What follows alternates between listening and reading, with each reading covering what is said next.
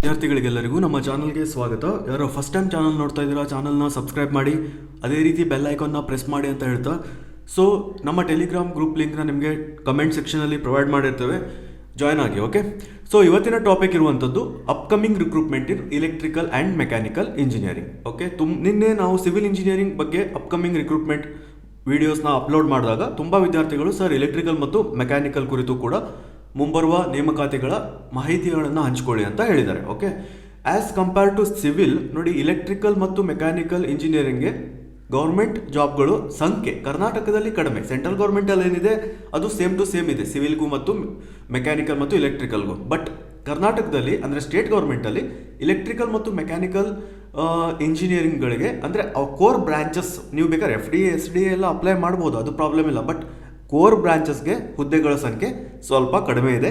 So ಅದನ್ನು ನಾವು detail ಆಗಿ ಇವತ್ತು ನಿಮಗೆ ತಿಳಿಸ್ಕೊಡ್ತಾ ಇದ್ದೇವೆ. ಓಕೆ, ವಿಡಿಯೋನ ಕೊನೆವರೆಗೂ ನೋಡಿ. ಫಸ್ಟ್ ಒನ್ ನೋಡಿ, SSC JE ಏನಿದೆ ಮೆಕ್ಯಾನಿಕಲ್ ಮತ್ತು ಎಲೆಕ್ಟ್ರಿಕಲ್ ಎರಡೂ ಬ್ರಾಂಚ್ಗಳಿಗೂ ಕೂಡ ಇರುವಂಥದ್ದು. ಸೊ ನೋಟಿಫಿಕೇಶನ್ ಬರುವುದು ಜೂನ್ ತಿಂಗಳಲ್ಲಿ. ಓಕೆ, ಅದರಲ್ಲಿ ಎಕ್ಸಾಮ್ ಇರುವಂಥದ್ದು ನೋಡಿ, CBT ಪೇಪರ್ 1 ಮತ್ತು ಪೇಪರ್ 2 ಇರ್ತದೆ.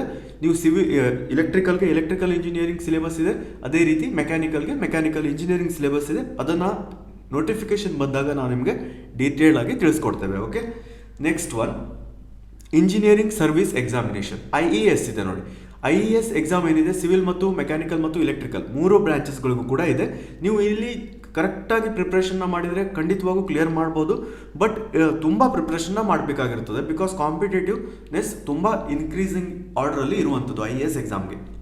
Third one gate exam clear ಮಾಡೋದ್ರಿಂದ ನೋಡಿ MTech ಮತ್ತು PhDನ ನೀವು ಮಾಡ್ಬೋದು. ಅದರಲ್ಲಿ ನಿಮಗೆ 12,500 ಪ್ರತಿ ತಿಂಗಳು ಕೂಡ ಸ್ಯಾಲ್ರಿ ಥರ ಬರುವಂಥದ್ದು.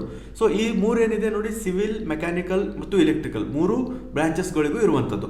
ಸೊ ಈಗ ನಾವು ನಿಮ್ಮ ಕೋರ್ ಬ್ರಾಂಚಸ್ ಬಗ್ಗೆ ಮಾತಾಡೋಣ. ಓಕೆ, ಸೊ ಅದರಲ್ಲಿ ಬರುವಂಥದ್ದು ನೋಡಿ, ಫಸ್ಟ್ ಒನ್ ಇಲೆಕ್ಟ್ರಿಕಲ್ ಅವರಿಗೆ KPTCL ಅಸಿಸ್ಟೆಂಟ್ ಇಂಜಿನಿಯರ್ ಮತ್ತು ಜೂನಿಯರ್ ಇಂಜಿನಿಯರ್ ಇದೆ. ಸೊ ಪ್ರಾಬಬ್ಲಿ ಈ ಇಯರ್ ಎಂಡಲ್ಲಿ ಬರುವ ಸಾಧ್ಯತೆ ಇದೆ ನನ್ನ ಪ್ರಕಾರ, ಬಿಕಾಸ್ ಒಳ ಮೀಸಲಾತಿದು ಕೂಡ ಫೈನಲ್ ಆಗಬೇಕಲ್ವ, ಅದು ಫೈನಲ್ ಆದ ನಂತರ KPTCL ರಿಕ್ರೂಟ್ಮೆಂಟ್ ಬರುವ ಸಾಧ್ಯತೆ ಇದೆ ಅನಿಸ್ತಾ ಇದೆ. ಓಕೆ, ಸೊ ಇದು AE ಮತ್ತು JE ಎರಡೂ ಇರುವಂಥದ್ದು. ಓಕೆ, ಇದು ಇಲೆಕ್ಟ್ರಿಕಲ್ ಅವರಿಗೆ. ಇದು ಬಿಟ್ಟು KPCL ಇದೆ. KPCL ಜಸ್ಟ್ ಎಕ್ಸಾಮ್ ಆಗಿದೆ, ನೋಡಬೇಕು ಬರ್ಬೋದು, but it will take little bit of time ಅಂತ ಅನಿಸ್ತಾ ಇರುವಂಥದ್ದು. ಸೊ ಮೆಕ್ಯಾನಿಕಲ್ ಅವರಿಗೆ ಈಗ ಕೋರ್ ಜಾಬ್ ಯಾವುದಿದೆ ಅಂದರೆ ನೋಡಿ, ಟ್ರಾನ್ಸ್ಪೋರ್ಟ್ ಡಿಪಾರ್ಟ್ಮೆಂಟಲ್ಲಿ RTO, okay, regional transport officer ಇರುವಂಥದ್ದು. ನೋಡಿ ರೋಲ್ ಏನಿದೆ, technical officer. Key benefits technical role within state level ನೋಡಿ, ಸ್ಟೇಟ್ ಲೆವೆಲ್ ಟ್ರಾನ್ಸ್ಪೋರ್ಟೇಷನ್ ಅಡ್ಮಿನಿಸ್ಟ್ರೇಷನಲ್ಲಿ. ಓಕೆ, ಸೊ ಎಕ್ಸಾಮ್ ಯಾವಾಗ ಬರ್ತದೆ ಯಾವುದೇ ಮಾಹಿತಿ ಇಲ್ಲ, ಬಟ್ ಎಕ್ಸಾಮ್ ಬಂದರೆ ತುಂಬ ಪೋಸ್ಟ್ಗಳು ಇರ್ತದೆ. ಸೊ ಚೆನ್ನಾಗಿ ಪ್ರಿಪ್ರೇಷನ್ ಮಾಡಿ. ಮೆಕ್ಯಾನಿಕಲ್ ಅವರು ಮೆಕ್ಯಾನಿಕಲ್ ಮತ್ತು ಜನರಲ್ ಸ್ಟಡೀಸ್, ಸಿವಿಲ್ ಅವರು ಸಿವಿಲ್ ಮತ್ತು ಜನರಲ್ ಸ್ಟಡೀಸ್, ಅದೇ ರೀತಿ ಇಲೆಕ್ಟ್ರಿಕಲ್ ಅವರು ಎಲೆಕ್ಟ್ರಿಕಲ್ ಮತ್ತು ಜನರಲ್ ಸ್ಟಡೀಸ್. ಯಾವುದೇ ಎಕ್ಸಾಮ್ ಆಗಿರ್ಬೋದು, ಆಲ್ಮೋಸ್ಟ್ ಇದೇ ಎಕ್ಸಾಮ್ ಪ್ಯಾಟರ್ನ್ ಇರುವಂಥದ್ದು. If you have any doubt comment below. ಧನ್ಯವಾದಗಳು, ಶುಭ ದಿನ.